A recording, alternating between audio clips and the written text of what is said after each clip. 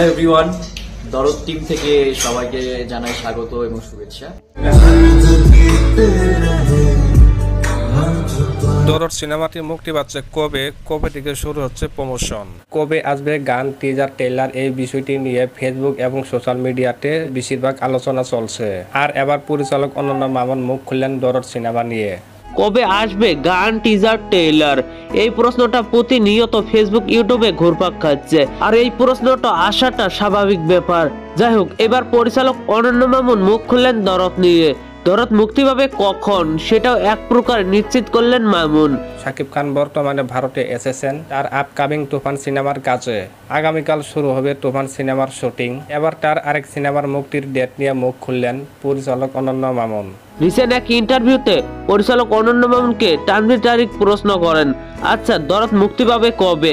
এই প্রশ্নের জবাবে অনন্য মামুন বলেন, দরদ আর অনন্য মামুনের সিনেমা নয়, এটা শাকিব খানের দরদ সিনেমা। শাকিব ভাই যখন চাইবে তখন মুক্তি পাবে দরদ সিনেমা। দরদ সিনেমাটির ইতিমধ্যে ডাবিং শেষ, এডিটিং শেষ, শুধুমাত্র সেন্সার বলে বাকি জানা গেছে। এই মুহূর্তে এসে অনন্য মামুন এমন কথাই কি ইঙ্গিত দিচ্ছে কখন মুক্তি পেতে পারে শাকিবের প্যান ইন্ডিয়ান ছবি দরদ। তার কথা থেকে এক প্রকার নিশ্চিত, দরদের ভালো বক্স অফিস কালেকশন এলে দরদের সিকুয়েল নিশ্চিত। দরদ সিনেমায় শাকিব খানের সঙ্গে প্রথমবারের মতো অভিনয় করছে বলিউডের অভিনেত্রী সোনাল চৌহান। পরিচালক অনন্য মামুন কিন্তু দরদের সিকুয়েল আসার সম্ভাবনা জানায়। এছাড়াও থাকছে ভারত বাংলাদেশের বেশ কিছু জনপ্রিয় শিল্পী, বেশ কিছু গোপন সূত্র এবং গুজব রয়েছে। চলতি বছরের সেপ্টেম্বরে আসার সম্ভাবনা রয়েছে দরদ সিনেমাটি। তো বন্ধুরা, কখন মুক্তি পাবে বলে আপনাদের মনে হচ্ছে?